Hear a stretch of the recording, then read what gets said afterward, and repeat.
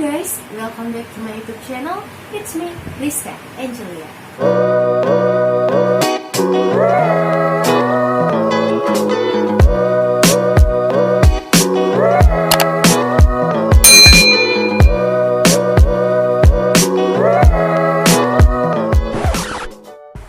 Halo teman-teman, sebelum aku mulai videonya, aku mau minta tolong untuk teman-teman jangan di skip atau dipercepat ya videonya, agar info yang didapatkan lebih lengkap. Jangan lupa klik tombol subscribe ya.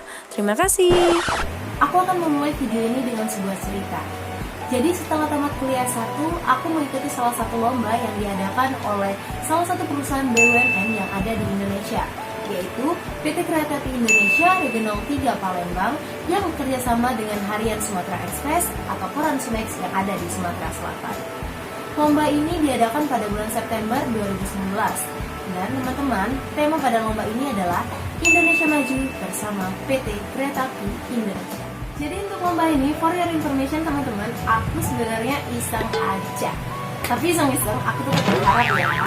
Nah, kenapa aku bilang iseng?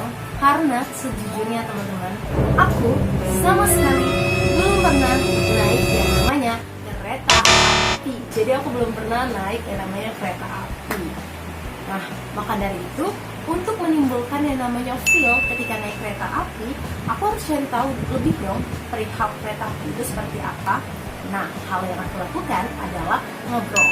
Seperti yang telah aku sampaikan pada konten kedua tentang bagaimana mencari ide yang brilian, ngobrol merupakan salah satu elemen penting teman-teman. Jadi, aku sempat ngobrol via telepon dengan temanku yang baru selesai liburan naik kereta api, serta ngobrol dengan temanku yang paling sering pergi ke kuliahnya naik kereta api.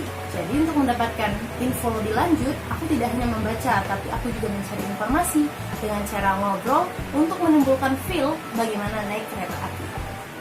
Jadi singkat cerita teman-teman, lomba ini diadakan untuk menyambut yang namanya ulang tahun kereta api, di mana ulang tahun kereta api ialah tanggal 28 September 2019. Nah, di tanggal 27 September 2019, itu posisinya aku lagi nggak di Palembang. Aku ada di Bogor untuk kegiatan bimbingan teknis dari Kementerian Pertanian. Jadi, di tanggal 27 September tersebut, aku sempat nungguin tuh. Karena aku kan OTW dari Bogor ke Palembang buat pulang. Jadi, aku sempat nunggu. Info aku nggak dapet SMS ya, info aku nggak dapet telepon ya. Aku berharap teman-teman, tapi nggak berharap yang lebay-lebay banget tuh enggak. Karena ya aku sadar diri aja, aku nggak pernah naik yang namanya kereta api.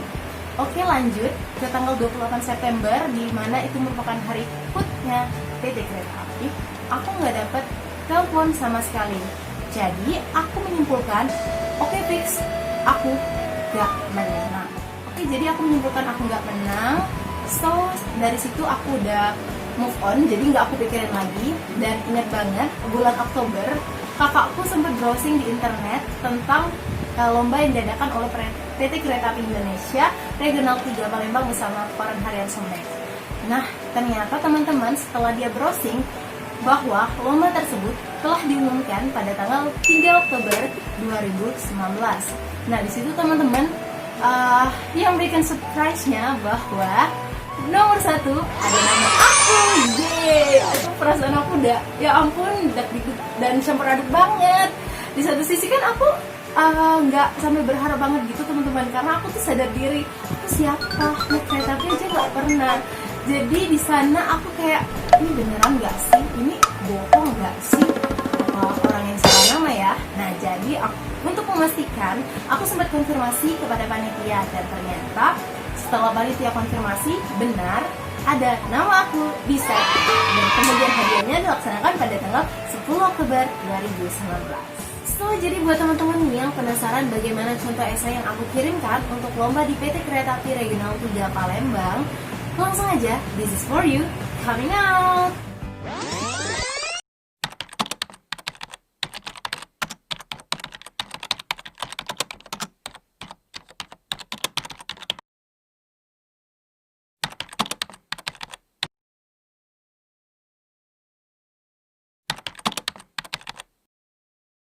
Nah teman-teman, ini merupakan contoh esai yang aku buat untuk lomba esai di PT Kereta Api Indonesia Regional 3 Palembang yang bekerja sama dengan Harian Sumatera Express. Judul yang aku angkat pada lomba esai kali ini adalah Wajah kereta api dulu dan sekarang melalui kualitas pelayanan bersama PT Kereta Api Indonesia. Nah, di sini dapat dilihat dari judul teman-teman, hal yang akan saya tekankan di sini adalah kualitas pelayanan. Nah, sebelum saya masuk ke pembahasan, di sini saya juga mau kasih tahu bahwa PT Kereta Api Indonesia tidak memberikan ketentuan dalam penulisan secara umum. Mereka hanya memberitahu bahwa tulisan tidak boleh lebih dari 2 lembar dan di bawah judul tidak harus diberi nama. Mereka tidak menganjurkan atau tidak menuliskan harus membuat 1 pendahuluan, 2 isi, 3 penutup, tapi mereka hanya memberikan info atau syarat bahwa tidak boleh lebih dari 2 lembar, tapi hal tersebut tetap harus mencakup yang namanya pendahuluan, isi maupun penutup. Nah, di sini untuk mempermudah saya telah membuat bagan 1 pendahuluan, 2 isi dan penutup. Oke, kita masuk. Kita masuk yang pertama itu ada pendahuluan. Nah, untuk pendahuluan sendiri teman-teman, untuk kalimat pertama pada saat menulis baik itu esai, karya tulis, bisnis plan, dan lain sebagainya, teman-teman harus membuat kalimat yang menarik hati bagi pembaca, yang membuat mereka ingat akan tulisan kalian. Atau kalimat pertama juga harus berupa informasi baru atau info umum yang akan menunjang penyampaian isi pada kalimat selanjutnya. Oke, kita langsung masuk ke contoh. Nah, di sini di contoh teman-teman, transportasi adalah suatu hal yang melekat dan tidak bisa dipisahkan dalam kehidupan manusia. Tak jarang, transportasi juga dikatakan sebagai komponen utama dalam sistem kehidupan, pemerintahan, dan juga kemasyarakatan. Nah, di sini dikatakan teman-teman bahwa transportasi merupakan komponen utama dalam sistem kehidupan, pemerintahan, dan juga kemasyarakatan. Nah, kita sama-sama tidak bisa menutup mata bahwa ketiga komponen tersebut sangat berkaitan dengan transportasi, karena transportasi kan kita gunakan dalam kehidupan sehari-hari, teman-teman. Jadi di sini hal tersebut merupakan informasi umum yang saya sampaikan untuk menunjang kalimat saya selanjutnya.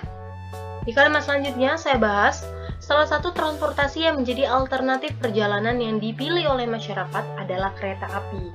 Nah, masuk di kalimat kedua, saya telah menjelaskan transportasi apa yang dimaksud pada kalimat pertama, yaitu kereta api. Nah, masuk ke kalimat selanjutnya yang ketiga, saya telah mulai membahas teman-teman, mulai membahas tentang PT Kereta Api Indonesia. Karena kenapa? PT Kereta Api Indonesia ini kan penyelenggaranya, jadi saya mulai mengerucut lagi ke Kereta Api Indonesia. PT Kereta Api Indonesia merupakan badan usaha milik negara yang berada di naungan Departemen Perhubungan. Keberadaan dari PT Kereta Api diharapkan tidak hanya menjadi pemenuhan kebutuhan masyarakat perihal sarana transportasi, tetapi PT KAI diharapkan dapat memberikan kualitas pelayanan terbaik bagi masyarakat. Nah, dapat dilihat di sini saya mulai menyentil kualitas pelayanan yang merupakan inti dari pembahasan yang akan saya bahas di esai saya kali ini. Nah, lanjut di paragraf 2 teman-teman. Saat ini jumlah pengguna transportasi kereta api di Indonesia terus mengalami kenaikan dalam setiap tahunnya. Menurut data dari Badan Pusat Statistik 2019 mencapai 37.906 penumpang pada bulan Juli 2019. Lihat dari data Badan Pusat Statistik bahwa untuk daerah Jawa meliputi Jabodetabek dan non-Jabodetabek mencapai 37.174 penumpang dan jumlah penumpang terkecil yaitu di Sumatera sebanyak 732 penumpang. Nah, dari sini teman-teman dapat dilihat bahwa saya memberikan sebuah data. Karena kan kalau di paragraf pertama tadi saya hanya membahas argumen. Nah, di paragraf 2 saya mulai masukkan data. Jadi argumen yang saya sampaikan pada paragraf pertama tadi tidak hanya sekedar argumen teman-teman, tapi saya juga menyampaikan data. Jadi tidak hanya sekedar omong kosong, tapi ini loh datanya bahwa PT Kereta Api itu merupakan salah satu transportasi yang terus mengalami kenaikan dalam setiap tahunnya. Nah, usahakan teman-teman untuk data yang nanti teman-teman berikan adalah data terbaru dan juga valid. Di sini saya menggunakan data dari Badan Pusat Statistik pada tahun 2019 karena lomba ini kan diadakan pada tahun 2019 teman-teman. Oke, sampai sini kita lanjut lagi teman-teman.